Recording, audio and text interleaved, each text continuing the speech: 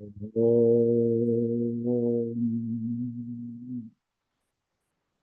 Gurur Brahma Gurur Vishnu Gurur Devo Maheshwaraha Guru Sakshat Param Brahma Tasmai Shri Gurave Namaha.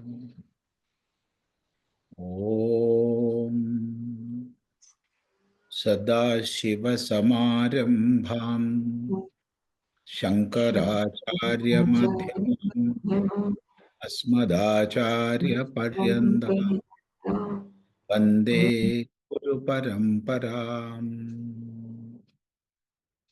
Om Apyayantu Mamangani Vakpranaschakshuhu Śrotramatho Balamindriyani Cha Sarvani Sarvam Brahma Upanishadam Maham Brahma Nirakuryam Mama Brahma Nirakaroda Nirakaranamastva Nirakaranam Mestu Tadatmani Nirateya Upanishatsu Dharmaha Te Mayi Santo Te Mayi Santo Om Shanti Shanti Shanti.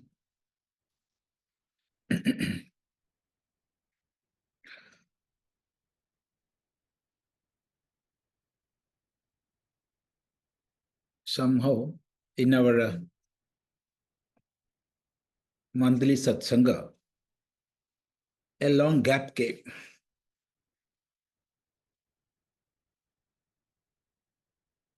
However,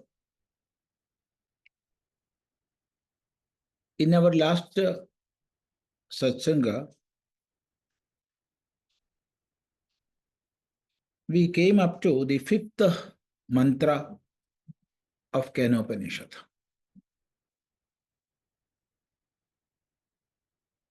There,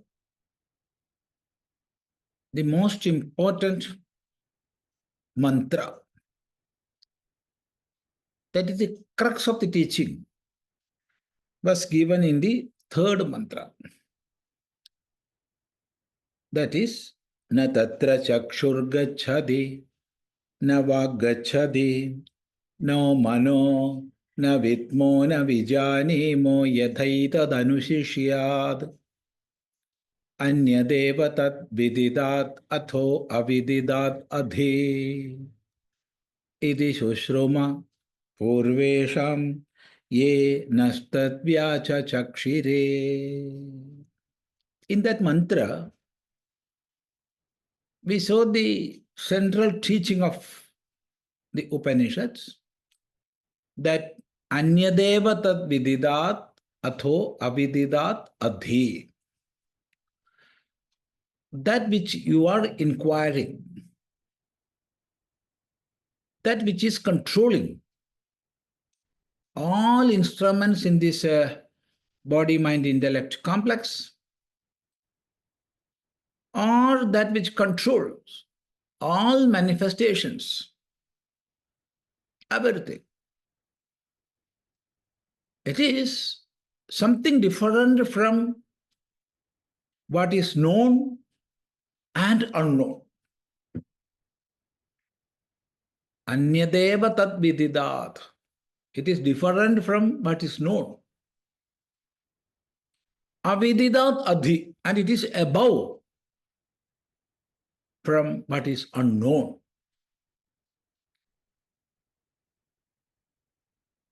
In our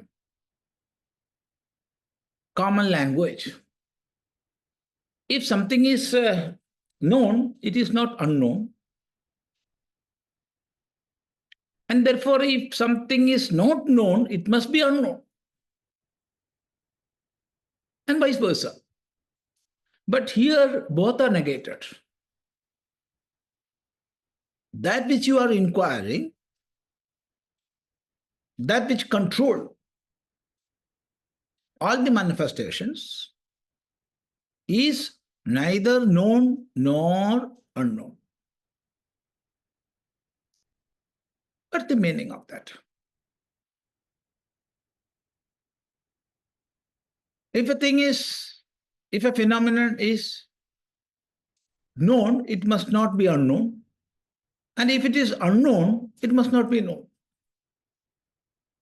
Something unknown at present will become known in the future. But here it is said, it is neither known nor unknown.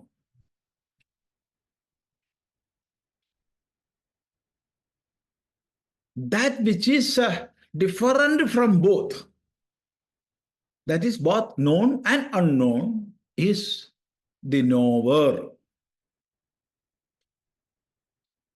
Nothing else can be neither known nor unknown. It is the knower. So the knower, who you are, who is asking this question, who is inquiring the truth, you are that. You are that. This is the teaching given by great acharyas, yena vyachachakshire, those great seers of the past who explained in detail regarding this reality. This is the central teaching of Kenopanishad. And this realization comes from the inquiry, and that inquiry is, what is that which is controlling everything? What is the basic cause of all manifestations? Who is controlling everything? This was the question. And this inquiry leads step by step to the realization of this absolute reality. Now, from the third mantra, Upanishad is reiterating that, the same teaching, nothing more.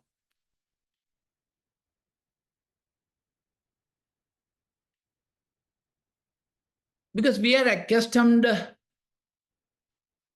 to inquire the highest in some higher fields, maybe some higher worlds.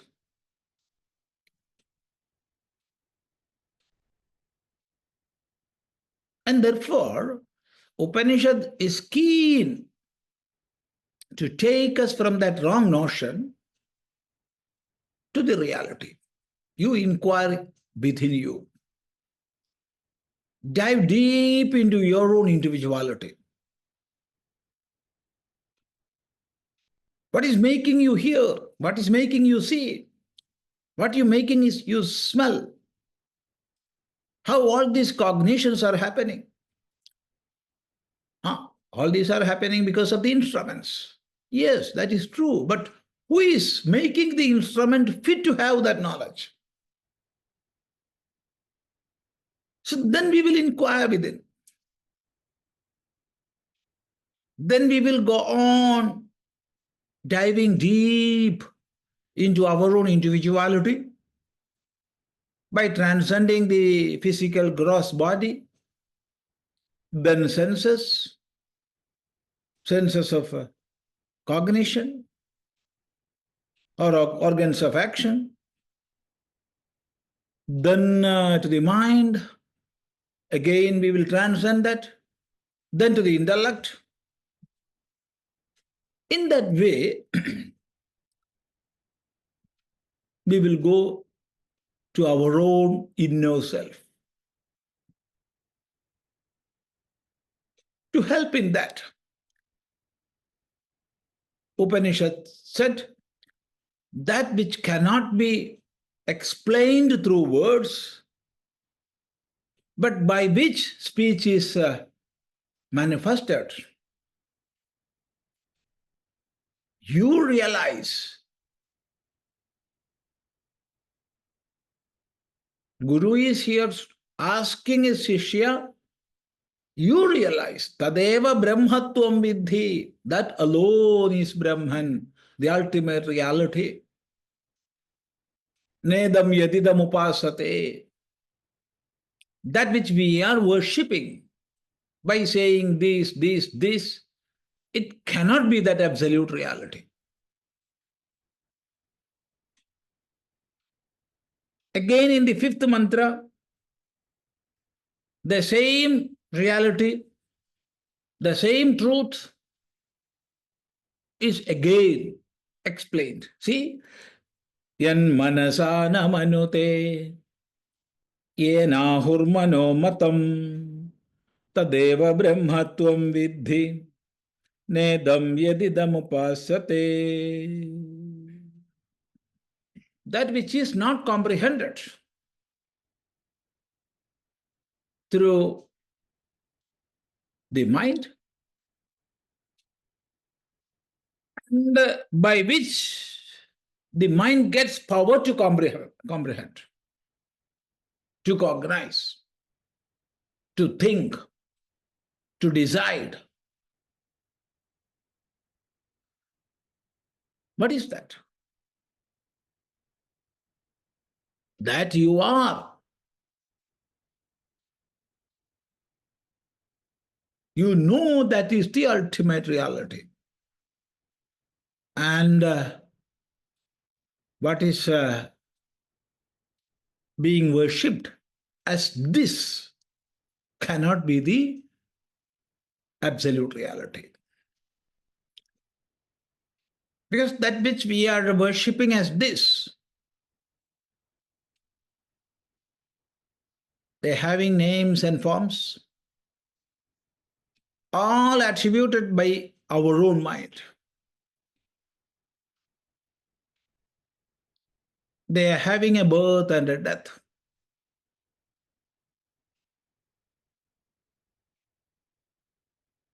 Having an origin, and of course, build his soul.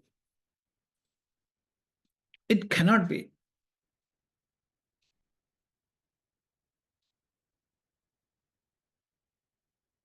So it is you. It is the knower. The knower who is responsible or who is behind all cognitions, by whom all the senses of knowledge, inner and outer, are activated. That is the highest truth. So same thing, the same teaching is repeated through some more mantras. Only repetition. Because the subject is that much subtle, difficult to cognize, Upanishad is repeating the same teaching through many, many mantras.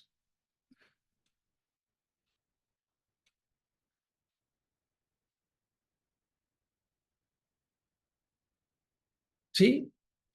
Yacchakshusha na pasyati, yena chakshumshi pasyati, tadeva brahmatvam viddhi, nedaṃ yadidamupāsate.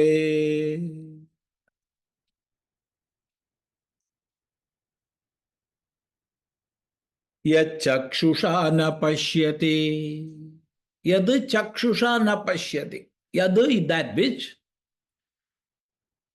is not seen by the eyes.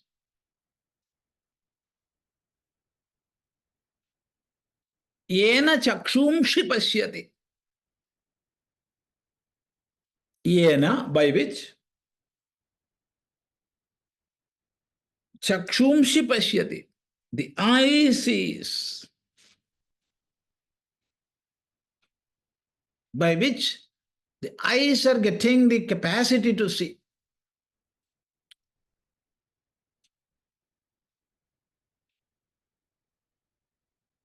Eyes are just instruments. They are organs.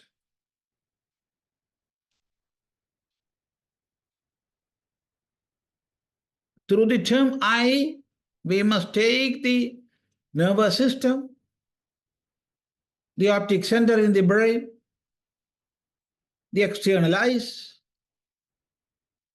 and everything connected with that, that we may call gross or subtle. But think how these eyes are seeing. What is making these eyes see? Tadeva brahmatvam viddhi. You realize that alone is Brahman.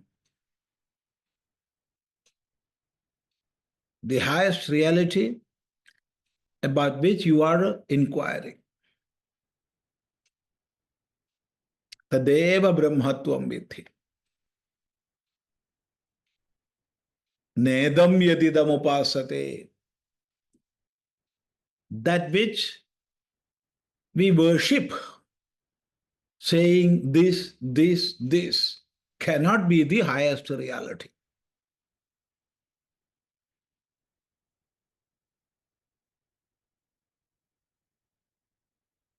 We are worshipping many things. Of course, we must worship, and we can worship, we must worship. There is no doubt at all. But the objects which we are worshipping are not the reality which we are inquiring. It is a manifested form. It is only a manifested form. And through that manifested form, we are trying to see or trying to cognize through that. And what is that? The highest. Say when I am worshipping the idol of a Vishnu, an idol of Vishnu or of Shiva. I know these things are just idols, made of stones or made of metals, made of wood, or whatever it is. And I am seeing Vishnu in them. I am seeing Shiva in them. That is why they are called the vigrahas in Sanskritam. Visheshena grahayati iti vigraha. And we are making use of many vigrahams with the help of names, with the help of forms. We are worshipping.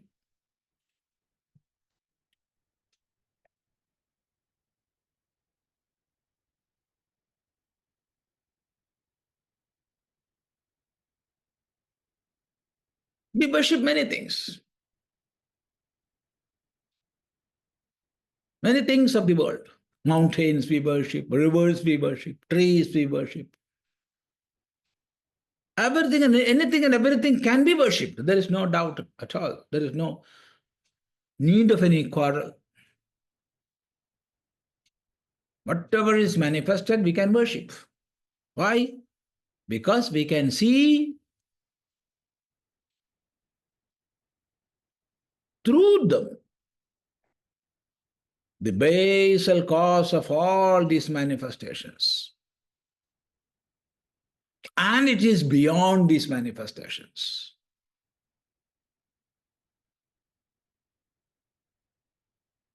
So whatever is worshipped as this is not that.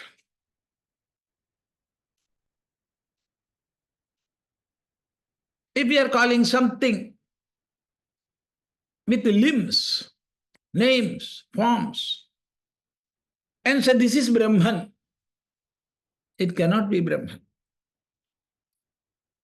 The reality which is giving existence to all and which is above name and form, which cannot be expressed through speech, that alone is the highest reality. And therefore, Upanishad is repeating this teaching, nedaṃ yadidamupāsate.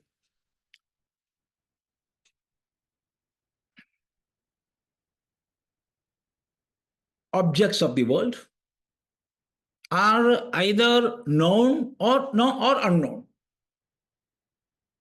But this ultimate absolute reality is neither known nor unknown. So it is you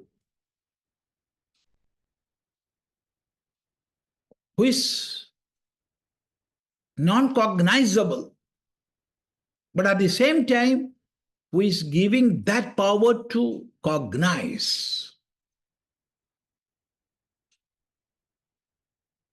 So through these repeated teachings, the Guru, the Upanishad, is helping us to dive deep into our own individuality. Help us inquire the reality. Who am I? Who am I? What is making all these instruments function?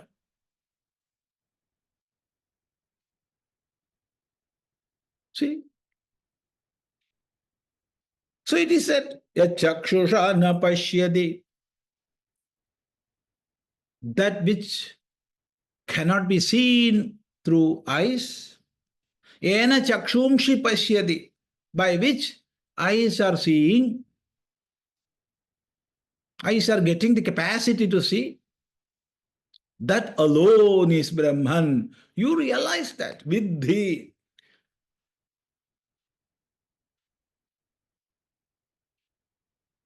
See the love and care of the Guru, because the Guru is repeating this term, viddhi, viddhi, viddhi. Viddhi means you understand. If I know this, that will benefit me. If somebody else knows, it will help him or her. But for you, you must know. You must know. That is why the Guru is repeating viddhi. You understand. You know. Or you try to know. Work to understand.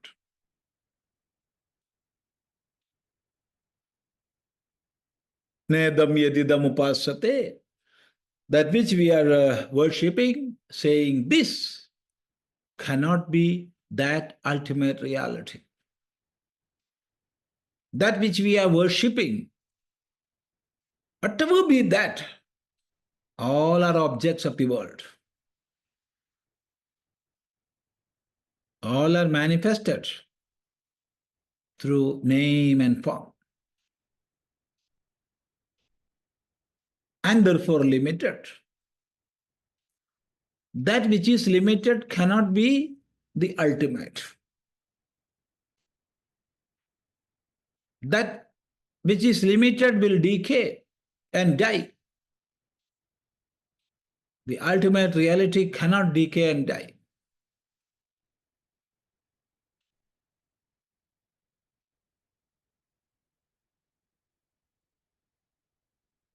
So this teaching is repeated.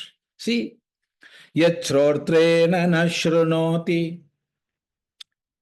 yena śrotramidaṃ śrutam, tadeva brahmatvam viddhi, nedaṃ yadidamupāsate. Yacchrotreṇa na śṛṇoti, yena śrotramidaṃ śrutam, tadeva brahmatvam viddhi nedaṃ yadidamupāsate. Yad śṛotreṇa na śṛṇoti. Yad, that which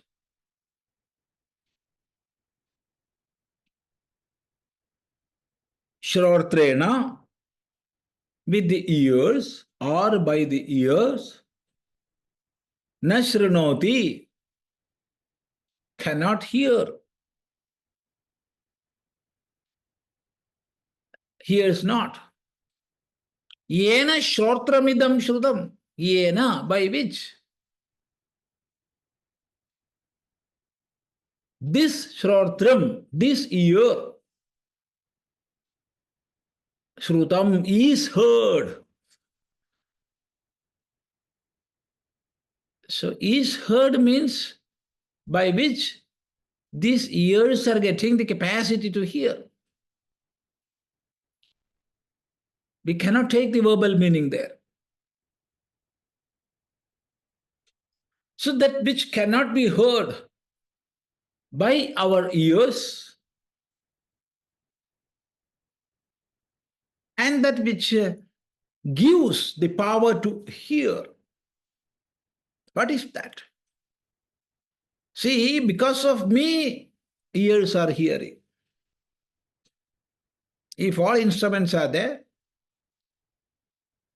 the outer limbs of ears, then the internal organs, then the neurosystem, including the brain and the center for hearing.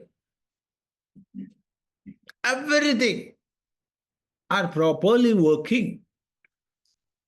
Even then, if I am not present, they will not work. They are only instruments.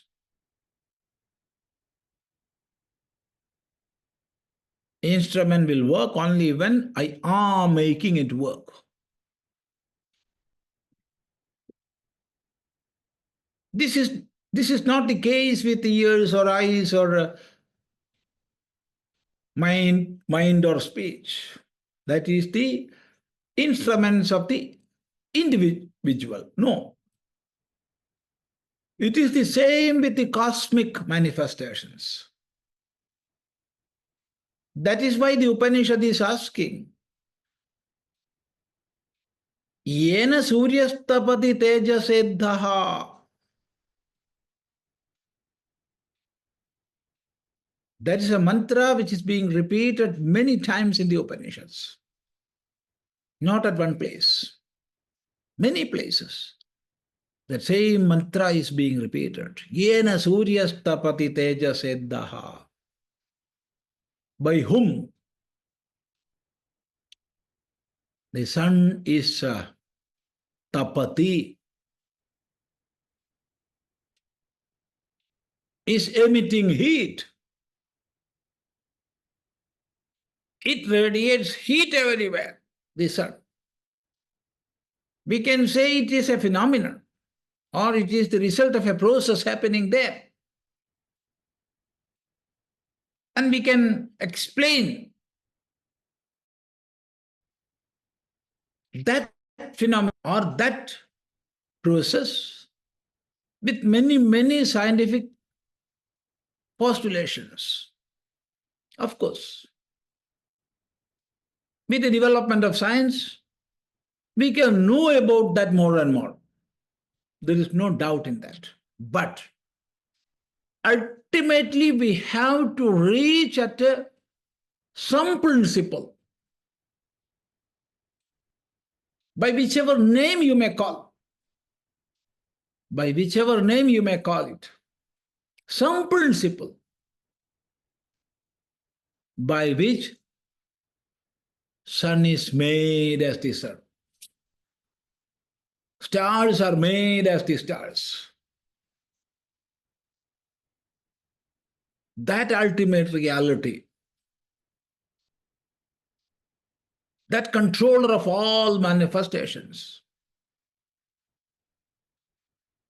See, Upanishad is asking, yena suryastapati tejaseddhaha. Na vedavin manudetam bruhandam.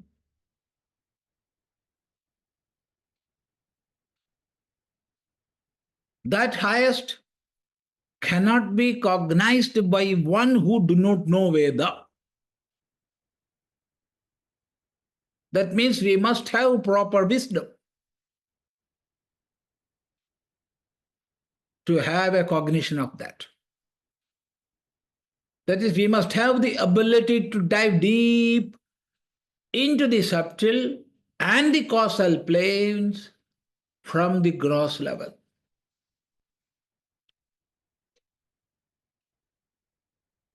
See, even the microscopic elements in the gross level are gross. Some may think what foolishness this fellow is talking. Something which can be seen only through microscope or electron microscopes, they are subtle things. No. They are of minute size. They are not subtle, they are gross.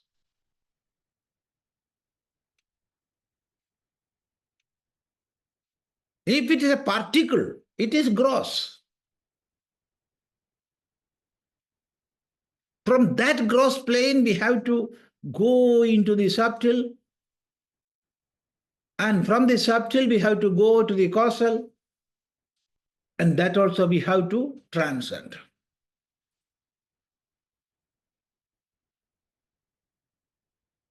So Upanishad is making us fit to have this inquiry.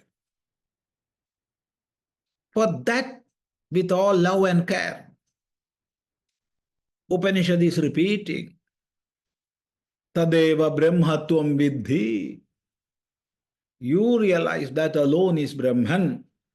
And nedaṃ yadidamupāsate. It cannot be that which is being worshipped as this.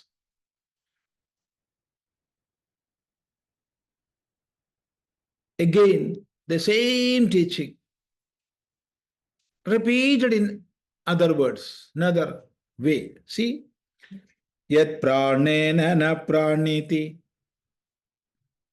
yena prāṇaḥ tadeva brahma-tvaṃ viddhi, nedaṃ yadidamupāsate. Yatprāṇena prāṇīti.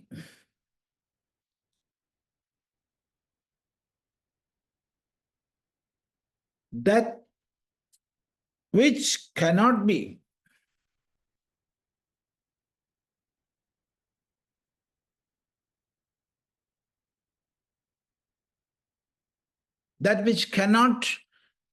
be energized through our breath.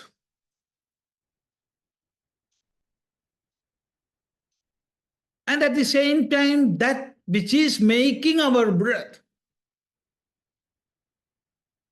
What is that? We are breathing. Breath is there. We are breathing. What is making that?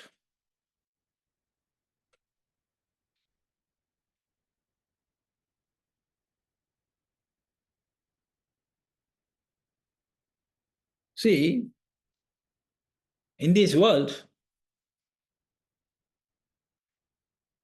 when somebody dies, some death happens.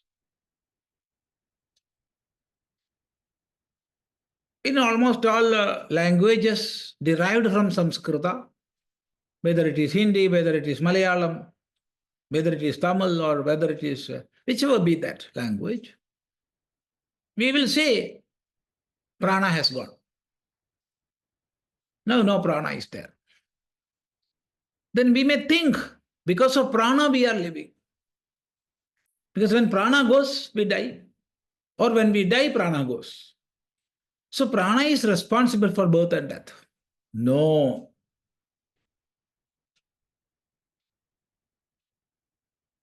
Upanishad specifically teaches us, na prāṇena na apānena martyo jīvati kaścana.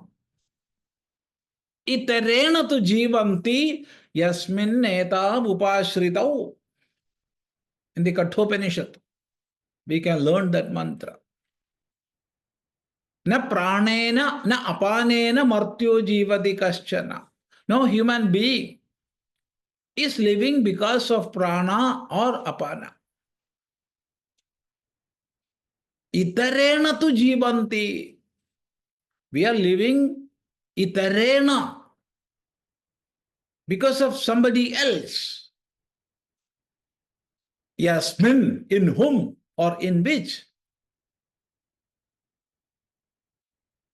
Etau, these two, that is prana and apana, are upāsritau, are dependent. So depending on which prana, apana, etc. are working, what is that? When I am here, prana will work. When I am not here, prana cannot work.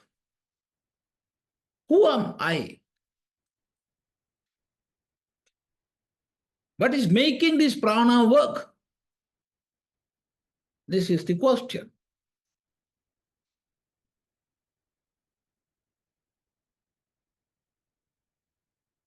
So that teaching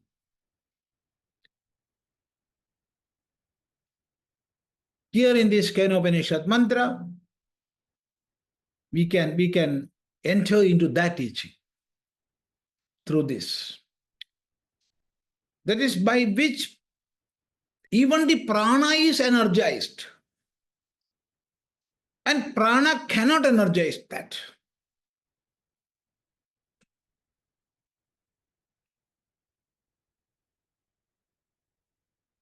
See.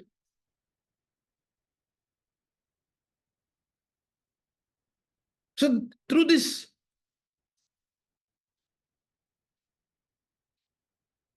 the teacher, the Upanishad is make us think deeper and deeper. And then only Upanishad says, tadeva brahmatvam viddhi. Realize that alone is the ultimate reality, the absolute existence. And it cannot be something which is being worshipped as this.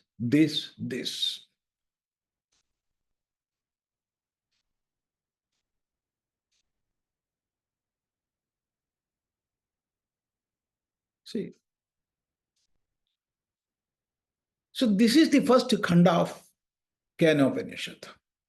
That is with 8 mantras. The first khanda of Kenopanishad is concluded.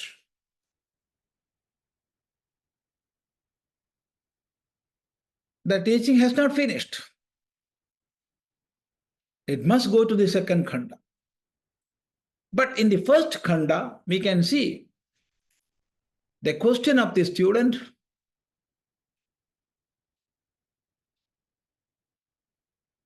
and the direct answer of the Guru.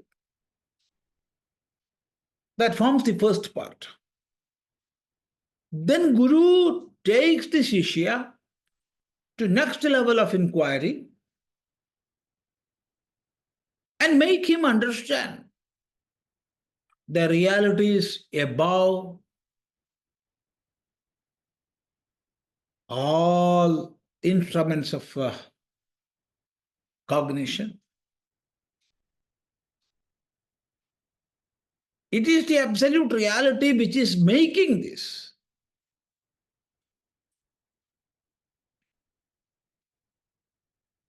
Or by which our senses of cognition or in our instruments like mind, intellect, etc. are made to work because of that absolute reality. You understand that. And you understand that it is neither known nor unknown, and therefore it is the knower who you are.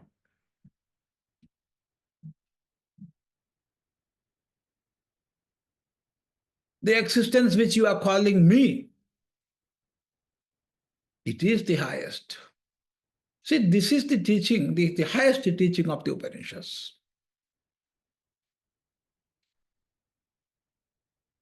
Through Mahavakyas, like I am Atma Brahma,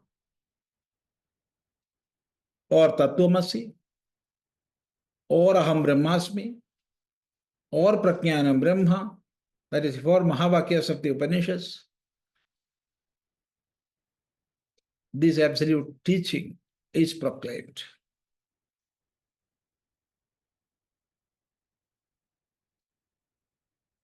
So this is the first khanda of the Kenopanishad. So after giving these teachings with all love and care,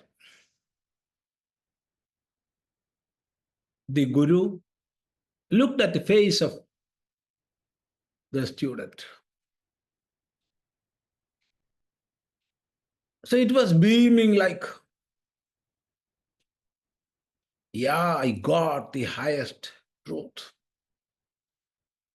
I realized what I am inquiring. By the help of this Guru, with his teachings, I realized the absolute. So with the thought within, the face of the student was beaming like anything. Then Guru asked a question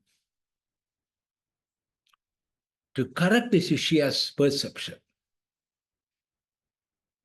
What is that question? How Guru is correcting the Shishya? See, the mantra is Yadi manyase suvededi daharamevāpi nūnam tvaṃ vetha brahmano rūpam yadasya tvaṃ yadasya deveshwadhanumīmāmsyameva te manye viddhitam.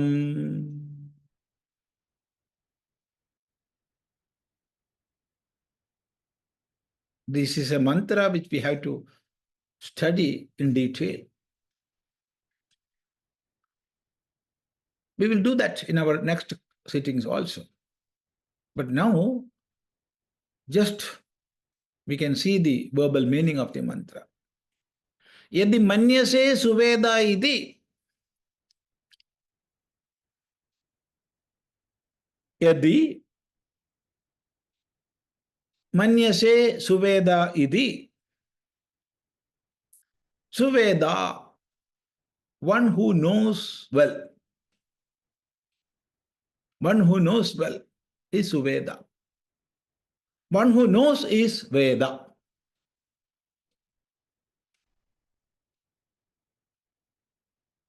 One who knows is Veda. One who knows well, very well, is Suveda. So Guru is asking, if you are not considering yourself as Suveda,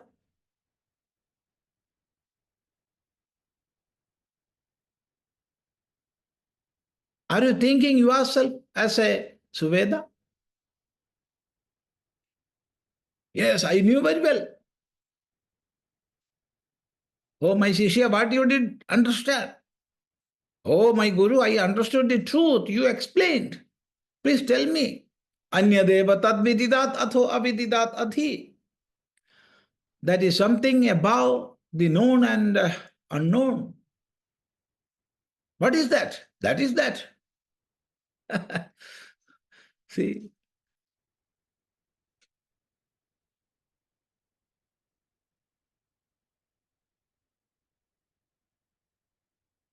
And therefore, Guru asks, if you are considering yourself as somebody who knew very well,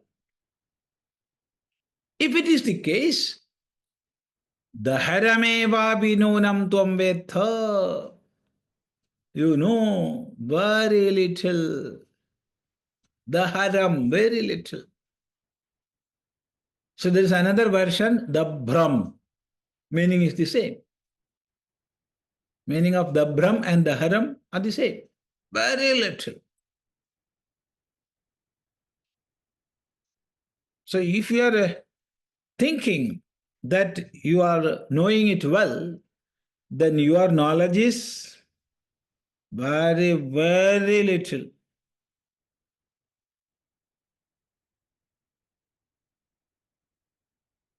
Brahmanaha rupam deveshu vetha.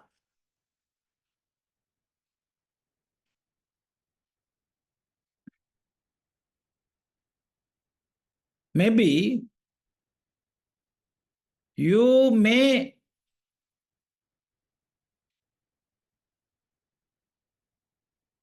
know, or you may be in a state of knowledge in which you knew this highest reality in Deveshu, in Devas, like those Devatas whom we worship. They are the highest manifestations. In the manifested world, first we count Devatas. Beginning from Brahma, we count Devatas in the highest plane. Then comes the human beings, then all other beings, creatures. And these Devatas we worship. So you may understood or recognized this highest entity in the Devatas, even then your knowledge is very, very little.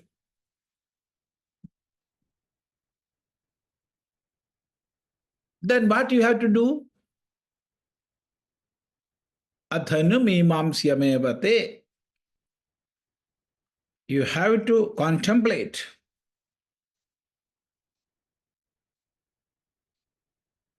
more and more.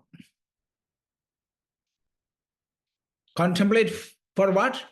For ascertaining the truth, the reality.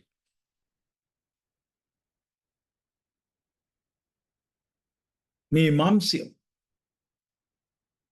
Mimamsa means repeated discerning, thinking, inquiring.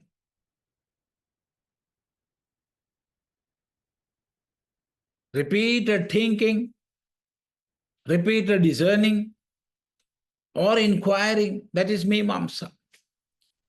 So mimamsyam means it is to be ascertained through your repeated inquiries.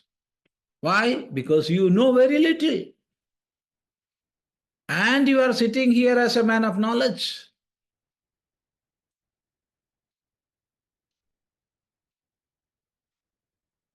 And therefore you have to go. Sit at a solitary place. Dive deep within. Inquire.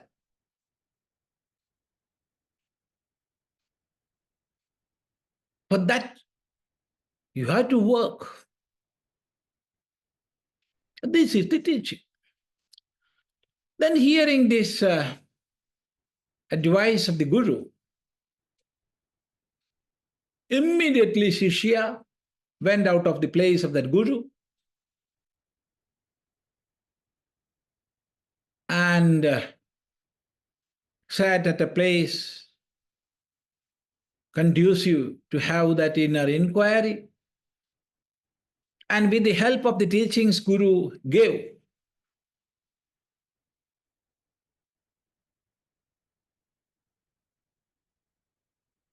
with the light the Guru has given. What is the light Guru has given? That mantra which says, Anyadeva tad vididat atho avididat adhi. With the light of that mantra, he dived deep into his own individuality. And finally he came back and exhorted. Manye vididam. I consider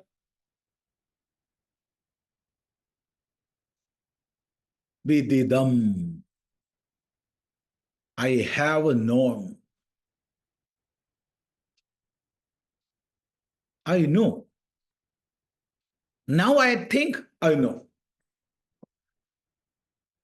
Earlier, what was my thought? I know well.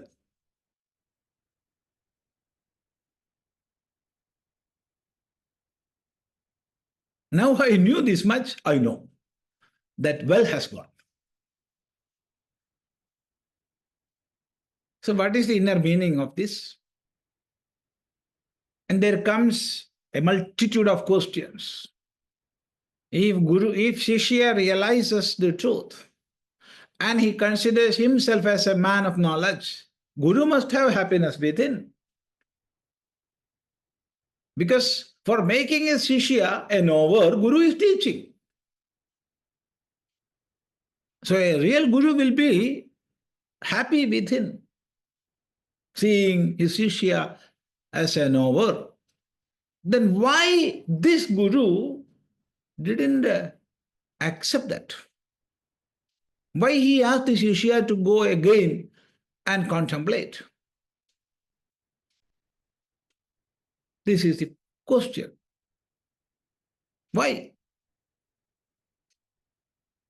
Because if we know something, we will know it very well. If we are not knowing something very well, we cannot say we know that.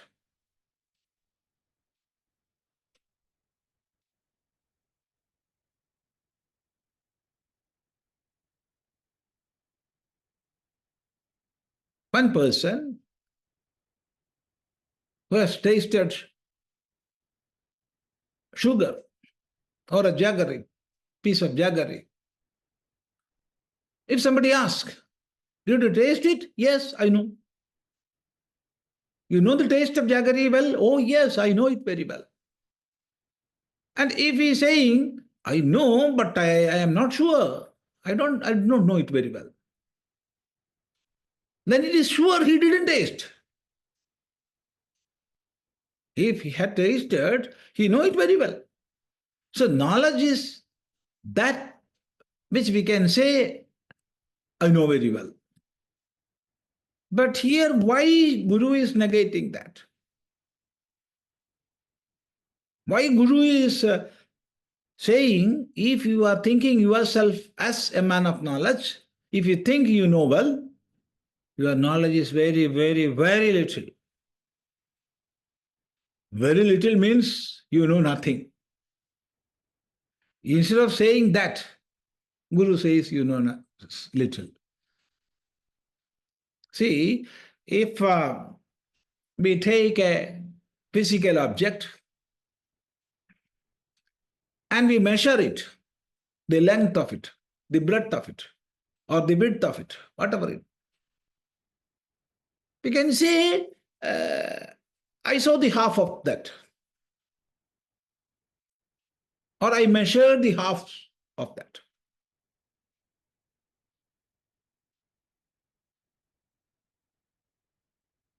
If something we are asked to carry, then we can say, I can carry the half of that weight. I cannot carry it fully because it is too much for me.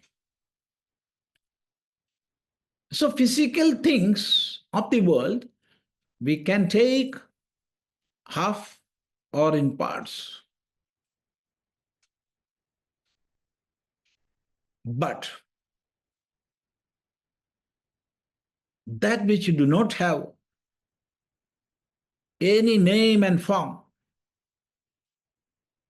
which cannot be, which we cannot cut to pieces,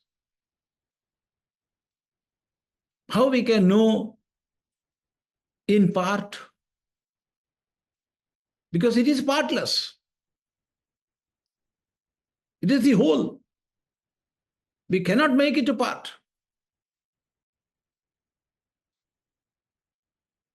Just imagine three persons were sitting at a place and discussing. Can you jump across that well? Yes, I will jump half the radius. Then the second fellow said, I can jump a little more than the half. Both these fellows will jump and fall into that well. There's no doubt in that. Jump means jump, not half or not in parts. In the same way, knowing Brahman a little, knowing Brahman partly, all these are foolish sayings. So, when Guru says you know very little means you know nothing. You misunderstood what I taught you. You took this as something having mass or form. No. And therefore, you have to contemplate more to ascertain what is the reality. That is why Guru asked the Shishya, Mimamsyamevate. You have to contemplate it more for ascertaining the reality. See, when the Guru asks a Shishya to do that, now Shishya cannot sit there for a minute. He must jump and run. If still he is sitting there, what Guru, what seva you want? No, it is not the way a Shishya should behave. So when he heard the teachings, immediately he went out. He must have gone to some solitary place and contemplated with focused attention, one-pointed intellect, the mind fully controlled.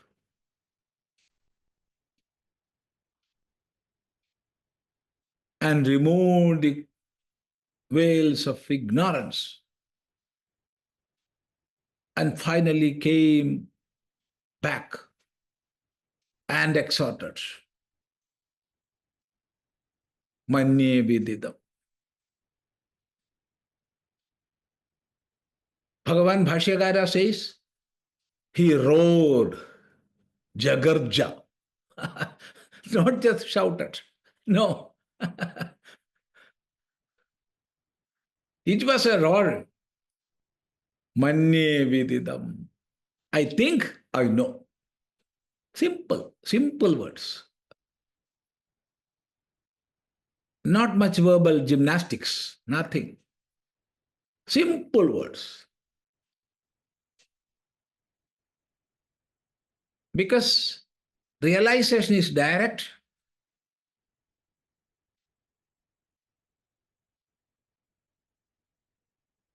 And when the direct experience or cognition is there, the words that will come out of our heart will be simple. No verbal gymnastics required. See? That is why all the teachings of our acharyas are very direct, penetrating into the heart of the student. Not much flowery words are there. They don't use decorative phrases and all. Of course, they are good, especially in literature. Ornaments are a must. So ornamental language is a must in literature, but not in our shastras. They are direct, spontaneous flow of inner experience. That we can see in these teachings. Yeah. However, we can take this mantra, that is the first mantra of second khanda, in our next sitting. So if you want to ask anything, we can have a discussion, or otherwise we can conclude today.